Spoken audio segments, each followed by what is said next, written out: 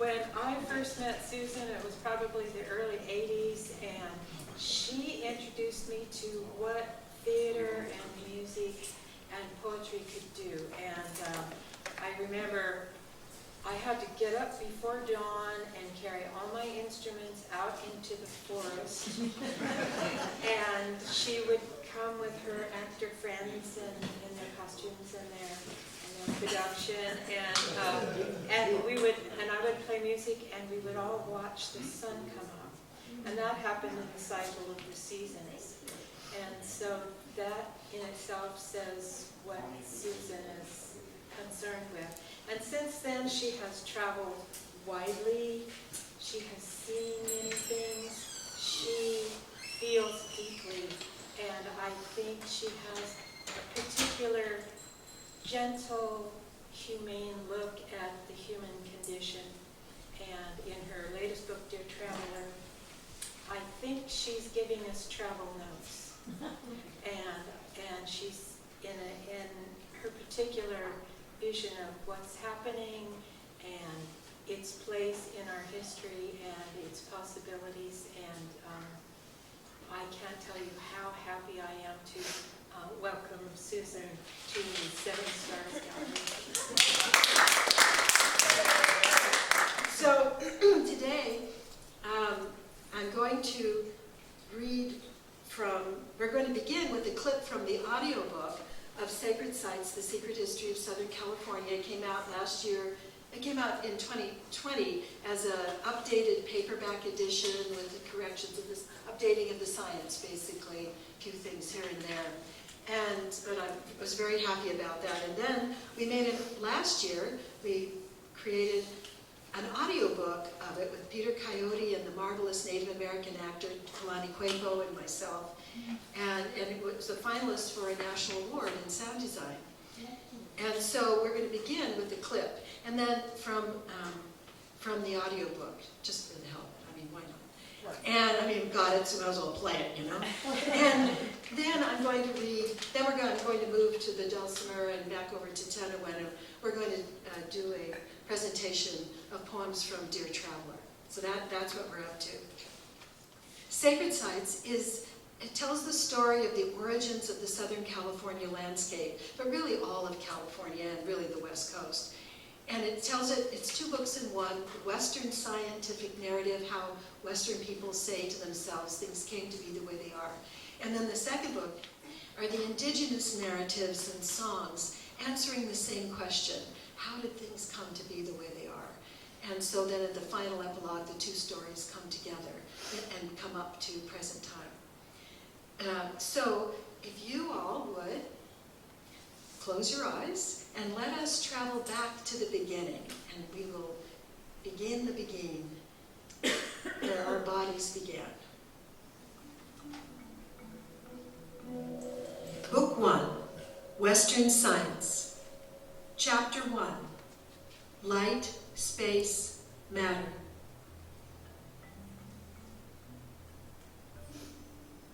In the beginning, unutterable hot. No space, no time, not shape, not size, not taste, not smell, not see, not touch, a singular nothing. Nothing at all compressed to a point, infinitely dense. Wobbling. 14 billion years ago, colossal balloon, the Big Bang, seething radiation, no center, no edge, roiling gaseous universe soup, pure energy pops riotous sparks, or the spectral harmonics of minute energy strings, wild infinitesimal bits, the 6 quarks, up, down, strange, charmed, truth, beauty, the 3 leptons, electron, muon, tauon, and the little neutral ones, neutrinos, whirl in and out of colliding light, particle annihilating antiparticle, blasting photons at every turn. The first frenzied pips radiate forever into unfathomable mystery. What caused it came before it? Into what belly, what field did it blast? Energy to mass, mass to energy, plasma pounding to particles and back to wave, gravity overcome by the speeding inflation and walloping heat. The Big Bang births space as it expands, time as it travels, doubling its size in seconds. Shock waves throb through the plasma, ringing the cosmos like a temple bell. Temperature falling. The hot whirling slightly cools. 3 quarks cling to each other, up, up, down, and settle as protons, positive charge. 3 quarks cling to each other, down, down, up, and settle as neutrons, no charge. Electrons settle, negative charge. Forms ripen in nothing's singular field. The same proton, neutron, electron throughout space-time. Star, tongue, tear, plastic fork. Our bodies as old as the cosmos. So the knowledge that of all visible matter, everything we can see in our massive telescopes, everything we can see, which is only 5% of what's out there, FYI, 5%. Everything is made of one proton, one and the same proton. There is nothing else. We're all connected. In fact, we're all the same thing. It's astounding. So they cook up, the protons cook together and come in different forms. The recipes are in the book. I didn't know it was a cookbook. It is a cookbook, because that's what's happening, man. That's what's happening. So, yeah, it's all one thing. And that's important for the next part I want to read. Just read a short clip from the section on the Pliocene. And the reason I want to read from the Pliocene is because that was the last time in the history of the Earth when carbon dioxide reached 420 parts per million, as they are today. And the Pliocene was the 3-million-year-old transitional zone between the ancient Miocene, which went on for millions of years, and that was tropical Earth. There were, forests at the Arctic, no ice. It was hot, baby. It was hot, and the carbon dioxide was high. And then, as it does on Earth, everything changes. Everything changed in these 3 million years, and led straight into the famous Ice Age, which technically we're still part. So that's how, the Pliocene is how we got there. And this is what it was like then. And there is a point to be made about this, but first I just think it's so interesting. So here's how the Earth settled down to 420, and then ultimately is going to settle down into the 200s.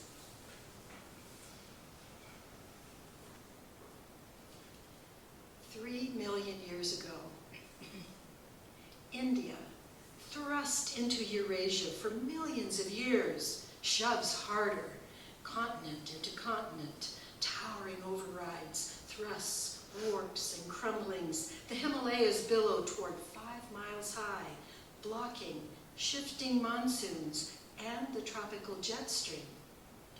The Tibetan plateau freezes into an ice desert, shining sunlight back into space. Ice sheets advance. The world cools, heats, cools. Along the Southern California coast, warm summer rains stop falling. Plants seeking survival cling to scattered local niches. In the highlands, oak, avocado, walnut disperse among the grasses. A sagebrush chaparral of dry weather plants invades the coastal lowlands. Moist, subtropical, green leafy bushes, that's the Miocene, wither, opening grassy fields of coarse fodder. The last subtropical leaf-browsing horses, camels, and all the other browsers, completely gone. Pronghorns and the grazing horses flourish. Heads-up leaf feeders, gone. Heads down, grass feeders flourish. Cooler winds blow across grassy fields. South America, drifting west, nears North America's slim southern tail end. Into the narrow gap between the continents, volcanoes blast and build to mountains lifting above the water. The Isthmus of Panama plugs the path between the Pacific and tropical Atlantic currents. Warm waters and their rain-rich clouds now must curl through the Caribbean, circle Florida, and flow into the Gulf Stream, warming the North Atlantic, where seawater evaporates and returns as snow. The granite spine of the Sierra Nevada, hard pushed from underneath, ancient rocks to the top, gray rain-washed old bones exposed, tilts sharply west toward the San Joaquin Sea, flaunting the glittery underpinnings, granite lifted as an east-facing wall, sheerest and highest in the world. Clouds from the whole coast halt against the ascending Sierra. On the east side, mountain runoff flowing through dry weather grasslands streams into Owens Lake. Blazing out of the blue, the El Tanin meteor, over half a mile wide, smashes into the South Pacific. Exploded seafloor and ancient fossils burden the cooling cycle. Snow piles high and higher in the far north. Arctic ice caps thicken to thousands of feet. So by the time that cycle finishes at 2.5 million years ago, it's the vaunted, famous Ice Age, and carbon dioxide is driving down to 220 roughly parts per million. In 1790, just before the beginning of the Industrial Revolution, carbon dioxide was 220 parts per million, it's believed. In, 230 years versus 3 million years? It's now driven up to 420. So we're looking, change is the condition. But swift versus slow is the issue. So now we'll turn to Dear Traveler. This is a dulcimer. This is an Appalachian dulcimer. And the dulcimer has been the instrument used with poetry through the millennium. The ancient Greek lyre was a form of dulcimer. The Finns had a dulcimer. The Mongolians had a dulcimer because poetry was always recited with music or sung. And I have the great privilege of playing with Tynowyn. And do you want to tell about your dulcimer?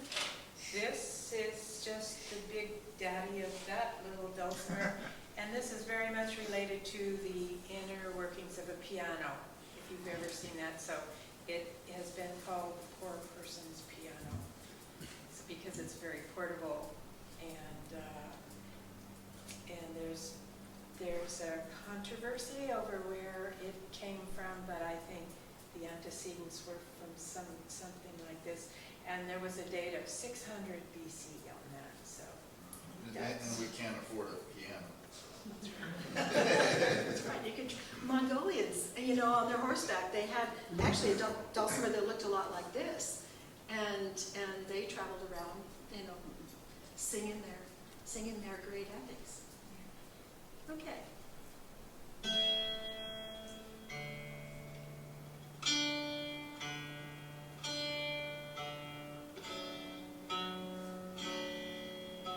Let's go travel.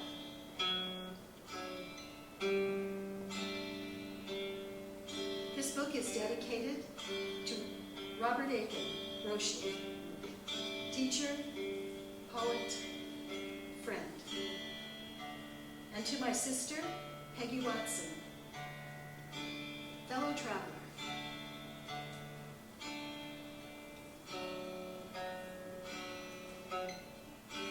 Traveler, your glorious past, your glorious future. Where are your feet? At the trail end.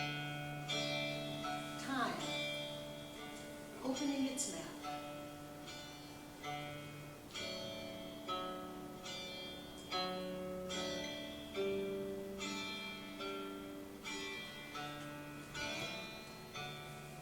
Traveler, you are the song of your own making without knowing the notes. Music rises without time. There are no strings or reeds. The sound begins as a chorus. Desert winds circle brush and spare stalks of grass. How the dry sticks sing is what the wind wants to know.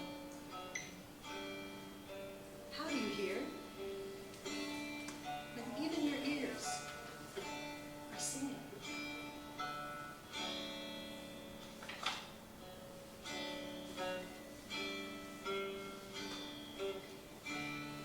Traveler? Who gazes into the microscope? A stomach. A winding gut sits and studies. Blood studies. Bones.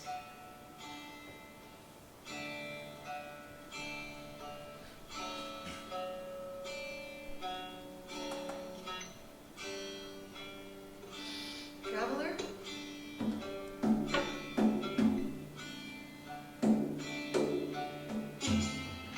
Obscure in the lee of the mind's broad compass,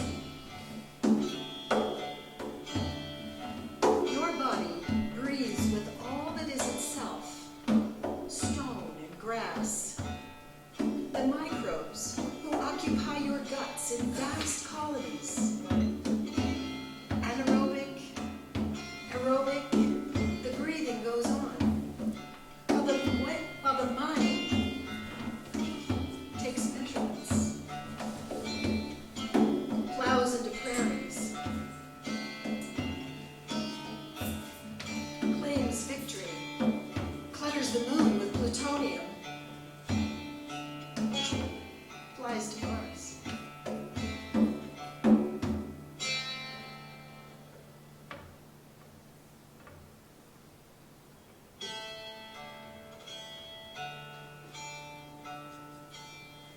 Traveler, the boundary of hell is the shape of your skull. Rest.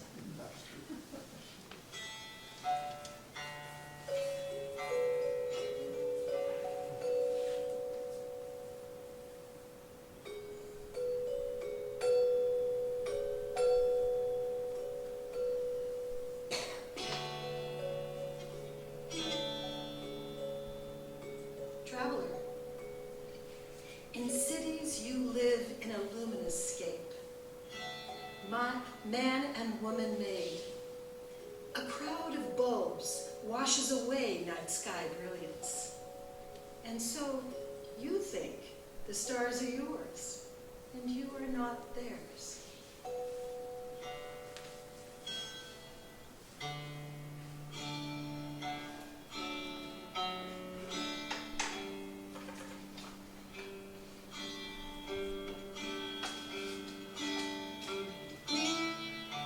Traveler, we are listening. A trillion cells, each one your body, tuned to the critical news. Listening. Myriad bacteria, virus dominions in the moist cavern of your core. On the layered sheath of your skin, secreting signals to your mind, tuned to your pulse, resolute, listening. Uncountable mites, homesteading multitudinous pores, loners, listening from the caverns that stippling your face, weathering washwater storms, to quickly crawl forth in darkness, to mate and retreat to shelter. Traveler, Your wild life is listening.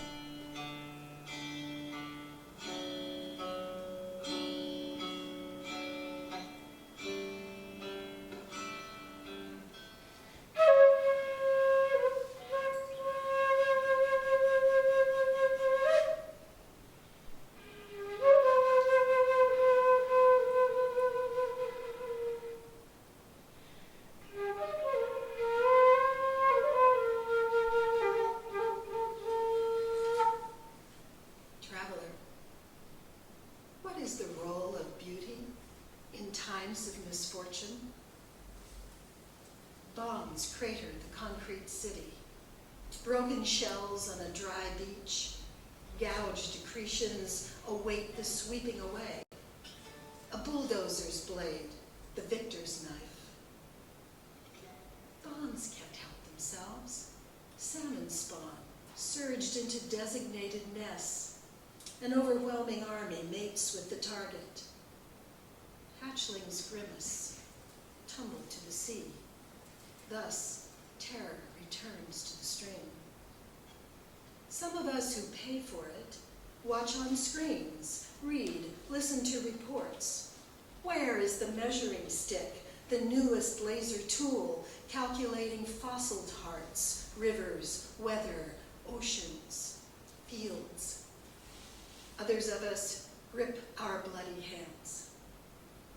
Traveler, we go on, we go on. A threadbare sky holds up the sun. Border beyond border, the dove's perfect opalescent egg. In the jade's perfect beak. Blasted sand bristles diamond perfect light, broadcasting astonishment across greater and greater distance.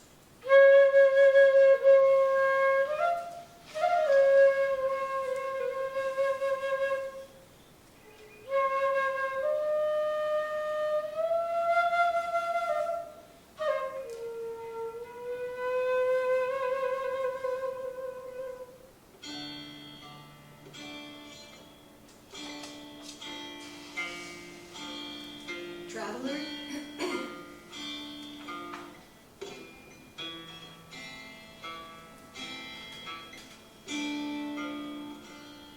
after the sweltering summer, after ash sifting down from the burial grounds, open the gate. Then tell me, what did the fire say? Wall, my wind-marched fortress, air ripped from every lung, rapturous rocketing light, writhing forests, no longer trees, heralds. Tongue, hot prods plunged down water-worn ravines, fire lips smacking, powered to eat everything. Roar, terrifying trees until they split, sap fed to the fire. Ash, pooled pink coat hanger. Doe's head, trapped in a plastic bucket. She can't shake it loose. She stumbles. Ashes, ashes, fire collapses. What did the birds say? We did not say blue sky, your sky. We did not say gray, black, your sky. We did not say mottled clouds, your sky. We did not say flame. We did not say shame. What did the plants say? Fire bursts scorched seeds onto the prepared ground, resting, waiting for rain to root and breathe. We need you to breathe out. We need you to breathe in. You need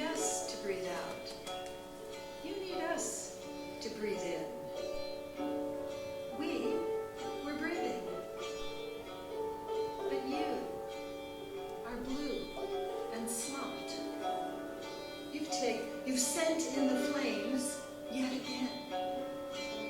You've taken the breathing animals with you.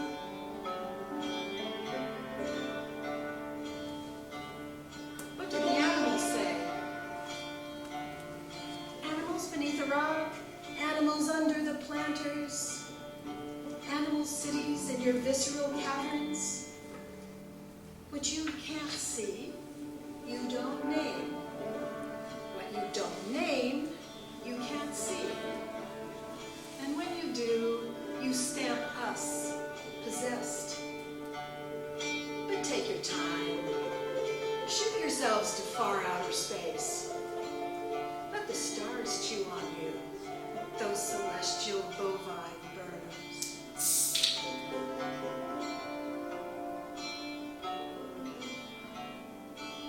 What did the horses say?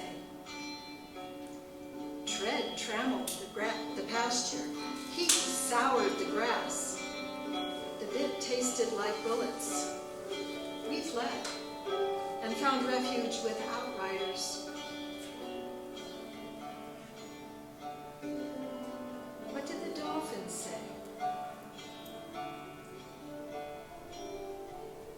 We see through the dirt to the base of your spine, your haven of fists, the hall of your mind. When you don't sing to us, salt water reaches up and up to capture your hearts, rebirth your eyes, your hearts. There were seasons when you danced with us, when we shared with you our visions, seen in depths where you are blind. How the earth loves. We loved you.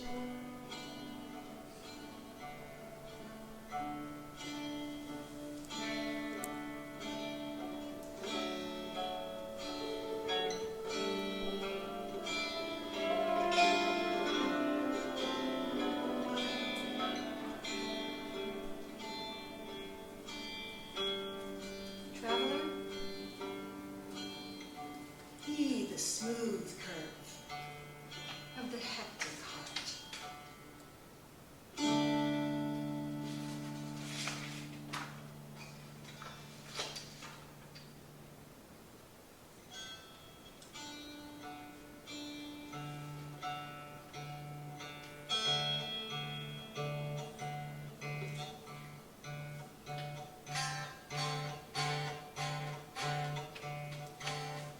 Traveler,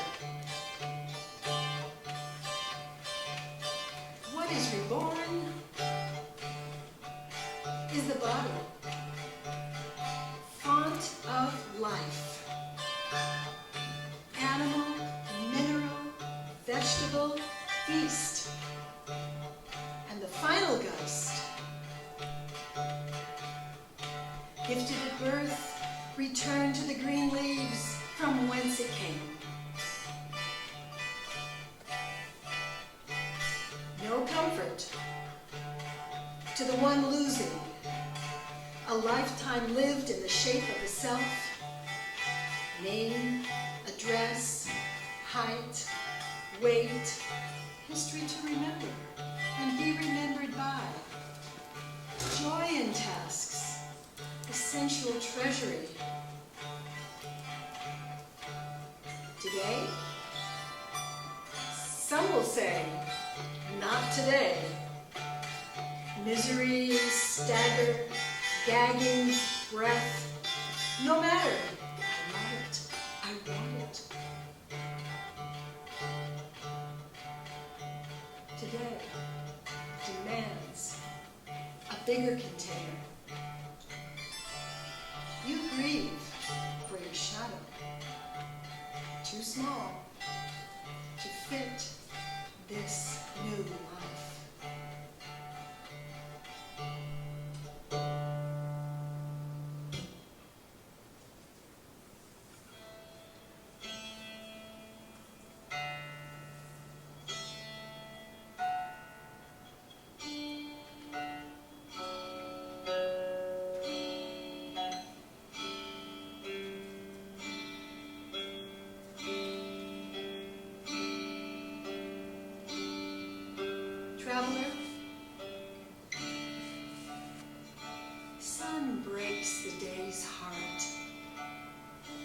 daily departures, glorious robes tossed into darkness, fleeing naked over the edge of the sea.